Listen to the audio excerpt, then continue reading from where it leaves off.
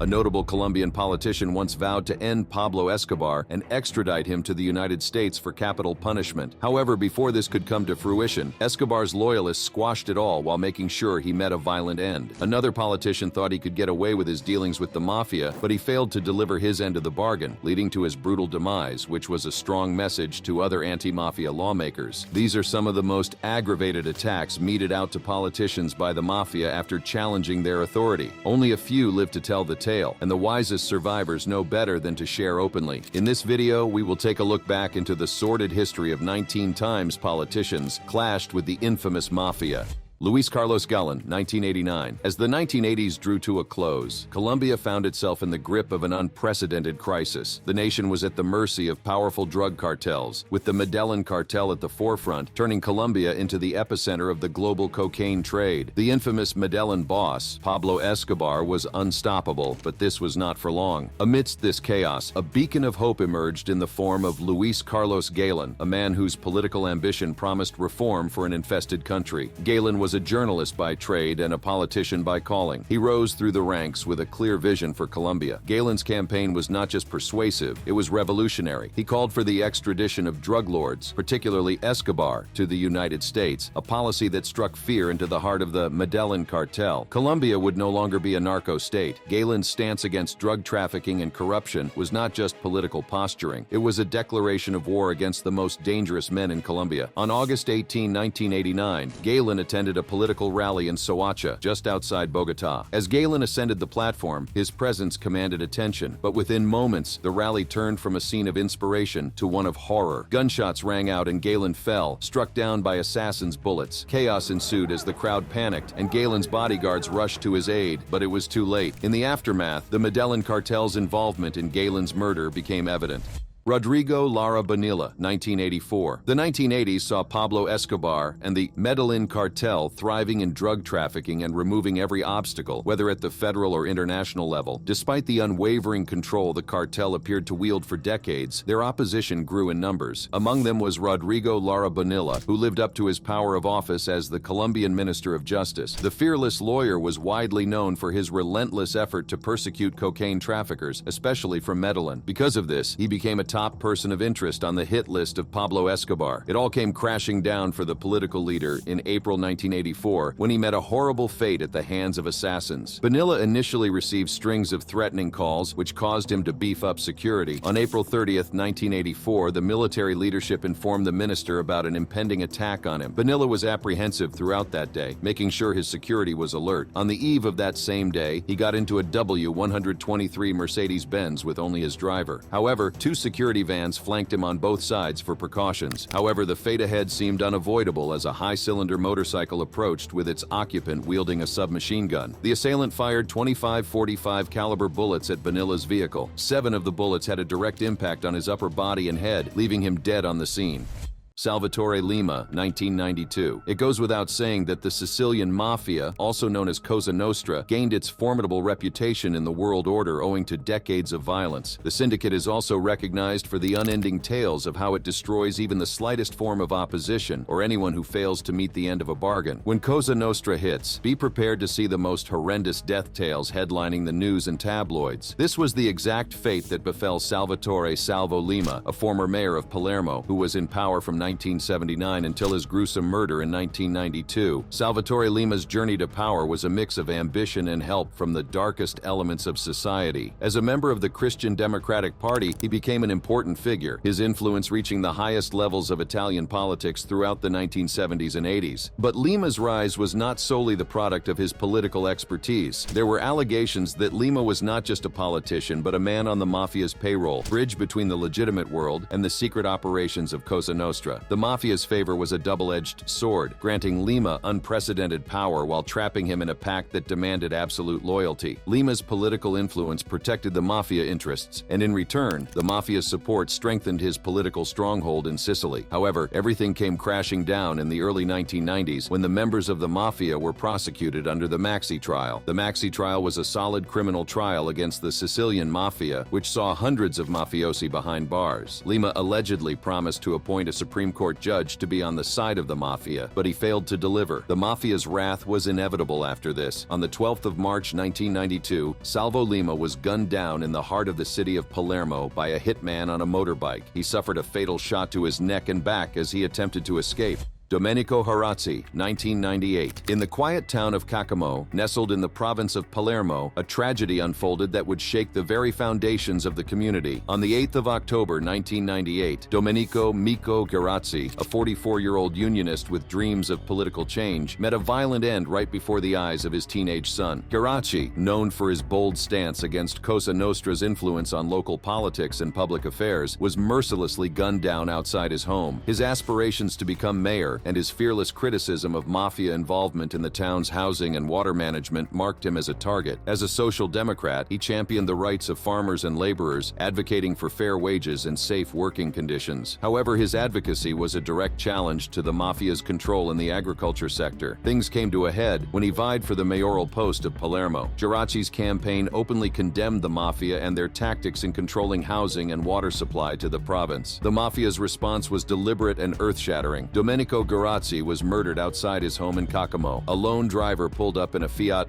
firing 6 shots at the politician, instantly ending his existence. Pianti Matella, 1980. Pianti Matella, the former president of the Sicilian regional government, was mercilessly assassinated in front of his family. The date was January 6, 1980, a day that marked not only the loss of a prominent politician, but also a brother to the future president of Italy, Sergio Mattarella. Rising through the ranks of the Christian Democratic Party, Pianti became a beacon of hope in a region where the shadow of the mafia stretched long and dark across the sun-kissed Sicilian soil. As president of the Sicilian regional government, he embarked on a perilous journey to cleanse the island of corruption. His weapon of choice, legislation. He passed laws demanding Sicilian contractors adhere to the strict building standards of mainland Italy, a move that threatened to crumble the mafia's lucrative yet illicit construction empire. As Pianti's star rose, so too did the risks. His bold stance against the mafia's stranglehold on Sicily made him a target, a marked man in a game where the stakes were life and death. Little did he know, his days were numbered, and his fight against corruption would soon be snuffed out. Pianti was shot at very close range in the presence of his wife, daughter, and mother-in-law. His brother, Sergio Mattarella, who would later become the president of Italy, tried rushing him to the hospital, but he was already dead.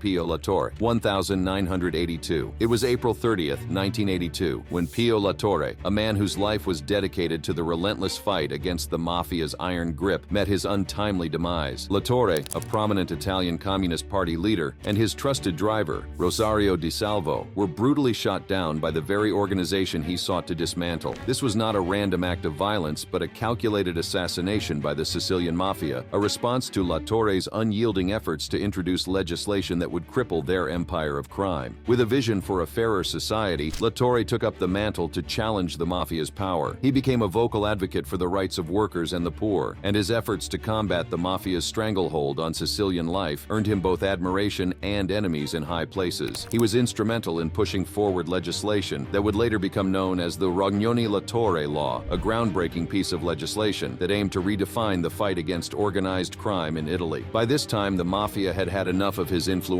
policies that heavily clamped down on their clandestine activities. 4 months before the Rognoni-La Torre bill was passed into law, Pio La Torre violently lost his life. The Parliament powerhouse was gunned down at the age of 55 by a commando of the Sicilian mafia inside his car. Donald McKay, 1992. Donald Bruce McKay was not your typical hero. He was an ordinary man with extraordinary courage. One day, he boldly took action, showing his disapproval of the mafia activities in his home country of Australia. In little to no time, McKay went missing in what turned out to be a mysterious case that remained unsolved. Growing up in the town of Griffith, Australia, Donald McKay, a New South Wales politician, was a well-respected businessman who noticed his town started becoming a haven for organized crime. The sudden cultivation and transportation of marijuana deeply bothered him, and he went on a mission to investigate those behind the growing crime. He became a vocal anti-drug campaigner, fearlessly providing information to the police and even running for political office on a platform to clean up the town. His efforts did not go unnoticed. In 1975, a massive drug bust, known as the Griffith marijuana raids, was carried out, with McKay's tip-offs playing a pivotal role. This raid resulted in the seizure of marijuana plants with an estimated value of several $1 million. The drug syndicate was rattled, and McKay's actions earned him enemies in high places. The tension in Griffith escalated, and McKay's life took a turn for the dangerous. He began to receive threats but remained undeterred, continuing his campaign with even greater enthusiasm. Then, on the 9th of July 1977, after a Rotary Club meeting, Donald McKay's life story abruptly ended. The 43-year-old family man was abducted at a car park in Cuyu Street, Griffith. Upon investigation, authorities found 3 bullet casings and some blood smears around his van. According to the confessions of Gianfranco Tizzoni, a mafia insider, he paid Melbourne assassin James Frederick Basley $10,000 to carry out the deathly mission on McKay. Bobby Kennedy, 1968. Robert Francis Kennedy, known to his admirers as Bobby, was not just the younger brother of the slain President John F. Kennedy, but a formidable political figure in his own right. Before his unfortunate death, Kennedy vied for the office of the presidency and gained the support of people across races, cultures, and ideologies in America. However, just as he continued to gather momentum and credibility among American voters, something sinister enough to snuff life out of him lurked in the background. After his victory in the primary elections in California, Kennedy made his way to the ballroom of the Ambassador Hotel in Los Angeles, where he addressed a throng of reporters, supporters, and his campaign staff. After delivering a hopeful and rousing speech, the elated Kennedy, flanked by his entourage, exited through a kitchen pantry to avoid the swelling crowds. It was a fateful decision. As he navigated the cramped passageway, shaking hands with kitchen staff and supporters, a man lunged forward. Sirhan Sirhan, a 24-year-old Palestinian immigrant, fired a .22 caliber revolver at Kennedy. The shots struck Kennedy 3 times, once in the head and twice in the body, while also wounding 5 others in the chaos. At his trial, Sirhan claimed he was driven by a deep-seated anger over Kennedy's support for Israel. However, in retrospect, Bobby Kennedy also dedicated his life to displaying unabashed opposition to the Mafia. He was dedicated to exposing and prosecuting the mob in the United States in the 1950s and 1960s. As the Mafia is notoriously known for retaliating, there were theories that Kennedy's death was motivated by the syndicate.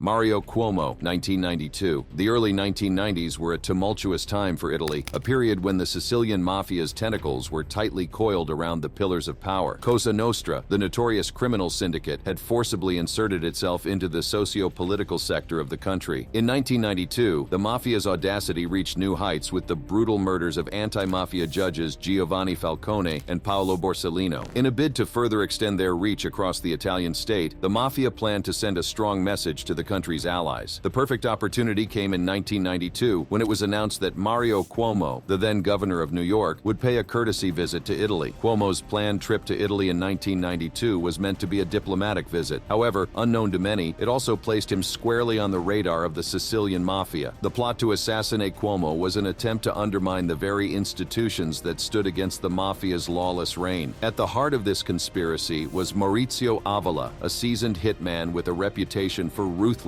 His godfather, Aldo Ercolano, a figure of considerable influence within the mafia hierarchy, identified Cuomo as an excellent target. The city of Messina was chosen as the stage for this deadly performance. A dozen gunmen, armed with Kalashnikov assault rifles and explosives, were to execute the ambush in the main square in broad daylight. However, as the day of Cuomo's visit drew near, the meticulous planning of the mafia met an unshakable obstacle. The governor's security detail was more formidable than the mafia had anticipated. The American politician was shielded by an array of bodyguards, bulletproof vehicles, and an impenetrable security protocol. Faced with these daunting defenses, Ercolano made the critical decision to abort the mission.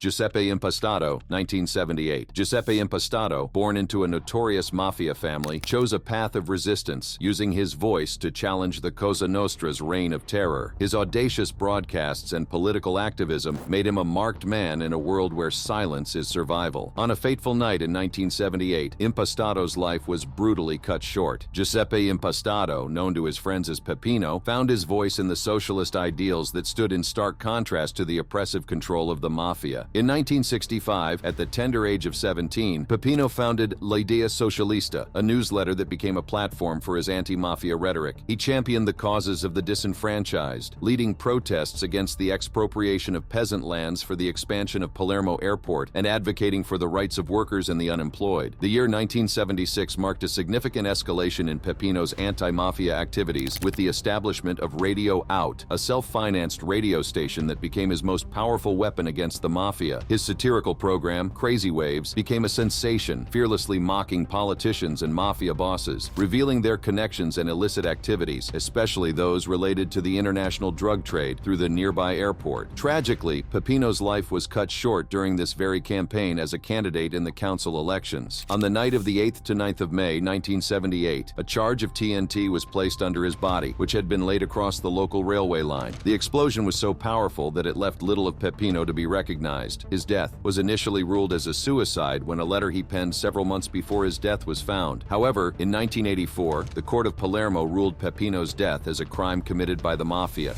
Nicola Elongi, 1920. Nicola Elongi lived and died at a time when the Mafia heavily controlled land use and subdued peasants. However, he refused to let the ills of organized crime continue to ravage the masses. Elongi, alongside the indomitable Giovanni Orcel, began to promote an unprecedented alliance between the peasants and the workers. Together, they envisioned a Sicily where the land was owned by those who toiled upon it, where fair wages were not a distant dream but a tangible reality. The year 1919 was a turning point. In August, the peasants in the areas of Corleone and Prizzi, emboldened by the promise of solidarity, laid down their tools and declared a strike. This was no ordinary labor dispute. It was a clarion call for better wages and, more importantly, for radical agrarian reform. The Mafia, ever watchful, saw the strike in the rally as a direct challenge to their authority. The landlords, who had long relied on the Mafia to keep the peasants in check, were now facing an organized and united front. The Mafia's response to the burgeoning peasant movement was as swift as it was brutal. On February 29, 1920, the streets of Prizzi became the scene of a cold-blooded assassination. Nicola Elongi, the man who had become the symbol of the peasant struggle, was shot and killed. The orders had come from Gristina, and the execution was carried out with chilling precision. The death of Elongi was a devastating blow to the movement he had helped to build.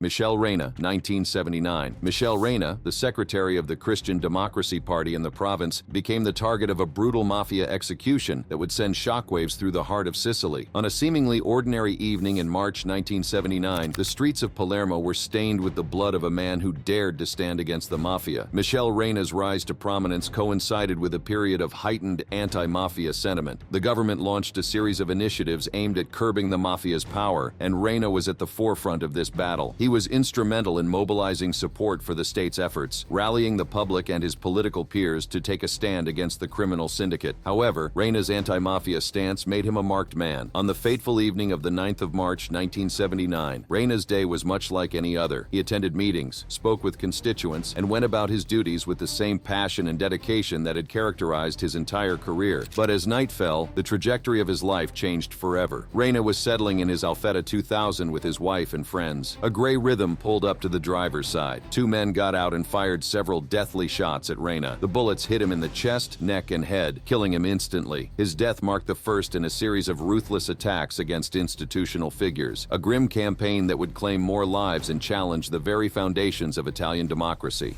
Giuseppe Insallaco, 1988. Giuseppe Insallaco was the former mayor of Palermo. His life came to an abrupt and violent end in January 1988 due to his staunch anti-mafia approach towards the ruthless grip of the mafia on Italian society. Giuseppe Insallaco's journey from a local politician to the mayor of Palermo was marked by an unwavering commitment to justice and a vision for a city free from the clutches of organized crime. He embarked on a mission to restore integrity to the city's governance and to dismantle the mafia's control of power. He was instrumental in supporting the McKay trial, a landmark prosecution effort that began in 1986. The trial saw hundreds of mafiosi brought to justice. However, Giuseppe Insallaco, the mayor who had become a symbol of resistance against the mafia's iron grip, was about to pay the ultimate price for his defiance. On the morning of January 5, 1988, the city of Palermo awoke to the news that shook the nation. Giuseppe Insallaco had been found dead, his lifeless body discovered in his car. He was reportedly ambushed during rush hour traffic by two heavily armed men on a motor scooter. Police revealed that the former mayor was hit 4 times by heavy-caliber pistols.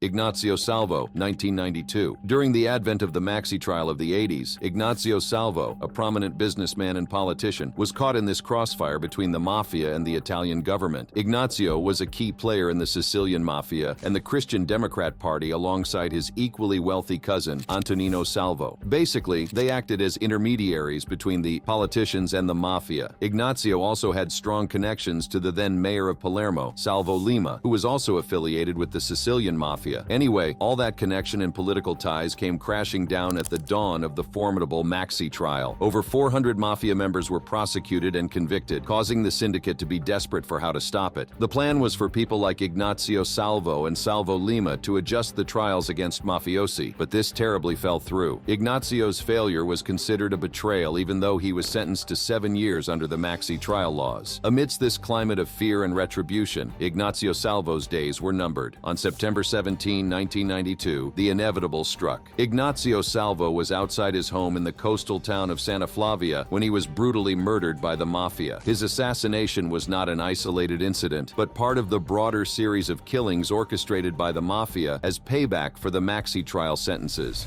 Enzo Fragala, 2010. Enzo Fragala, a city councilor in Palermo and a renowned criminal lawyer, was not new to handling the criminal cases of the Mafia. However, one peculiar case proved to be more difficult than any he had ever handled, and it ultimately led to his brutal demise in 2010. On February 23, 2010, Fragala was ambushed as he left his studio and viciously attacked by unknown men. As he stepped out of his studio, a sanctuary of law and order, the air was pierced by the chaos of an attack. Brutal and unrelenting assailants descended upon him, their blows delivering not just physical harm, but a message steeped in darkness. His colleague, a witness to the horror, rushed to his aid, but the severity of Fragala's injuries was apparent. The legal luminary lay gravely wounded, his life hanging by a thread as the city's underbelly revealed its ruthless disposition. After 3 days of being comatose, Fragala lost his life. Amid the series of investigations that followed in subsequent years, Fragala's death was linked to his affairs with the Mafia. 3 alleged killers were arrested in 2013, but there was no lead on what went wrong until 2017, when 6 more people were apprehended. Abate Antonio, Arcuri Francesco, Castronovo Francesco, Coco Paolo, Ingracia Salvatore, and Siragisa Antonino were arrested by the authorities for their deadly mission against the criminal lawyer. Enzo Fragala was believed to have been severely punished by Cosa Nostra for directing his clients to open up to the judiciary.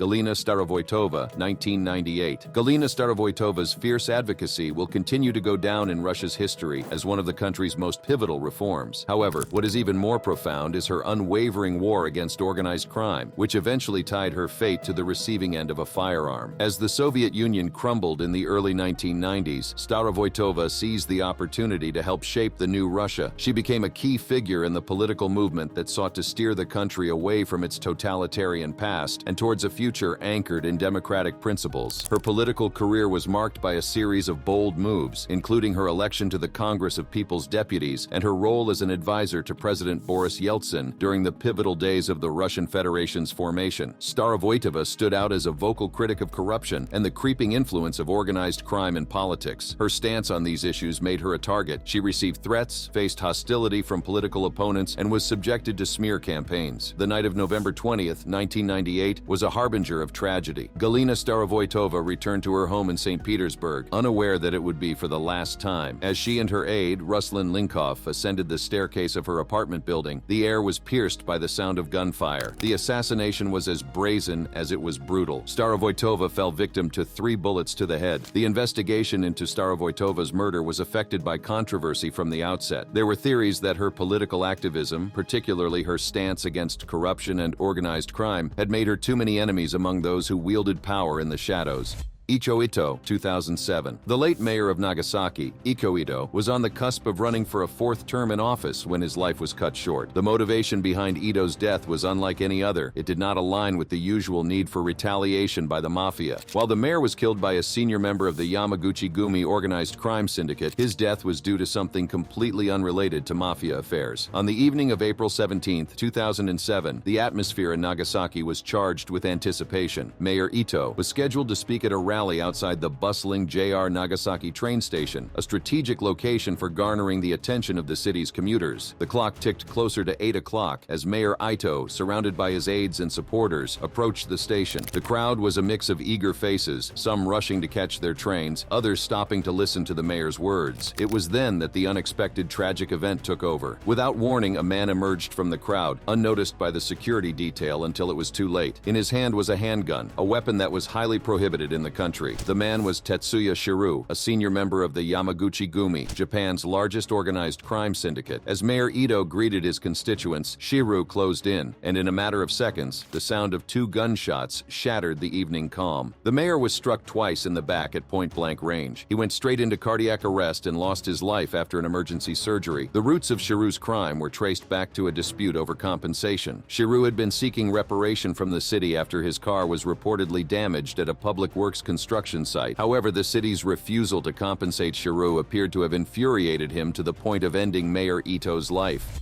Rodolfo Torcantu, 2010. Rodolfo Torcantu, a leading governorship candidate in Tamaulipas, Mexico, had his fate decided by the unrelenting Mafia days before he could claim victory at the July 4, 2010 elections. Cantu, who went from being a medical doctor and the federal congressman to the then opposition party, PRI, ran for governor with a promise to eradicate the prevailing control of cartels in Tamaulipas. He gained popularity, but fame was a two-edged sword because he also gained enemies in high places. Torcantu's presence threatened the ruling party, PRI, and the cartels viewed him as challenging. It also did not help matters that there was an ongoing war between the Gulf and Zetas cartels over control in Tamaulipas. Torcantu's campaign for the governorship post promised a new dawn for Tamaulipas, a state plagued by the relentless turf wars between the Gulf cartel and their former enforcers turned rivals, the Zetas. The people yearned for stability, and Torcantu's message resonated with an electorate weary of fear and desperate for normalcy. However, the enemy was faster because Torcantu met with a horrible fate just a few days before he could get hold of the coveted political power. The sun rose on June 28, 2010 with the promise of a new beginning, but it instead marked one of the darkest moments in Mexico's recent history. Gunmen rained bullets on Torcantu's campaign van, ending his life 1 month after a mayoral candidate was killed in the same state. The then president, Felipe Calderon, heavily condemned the evil act while stating that organized crime needed to be eradicated entirely.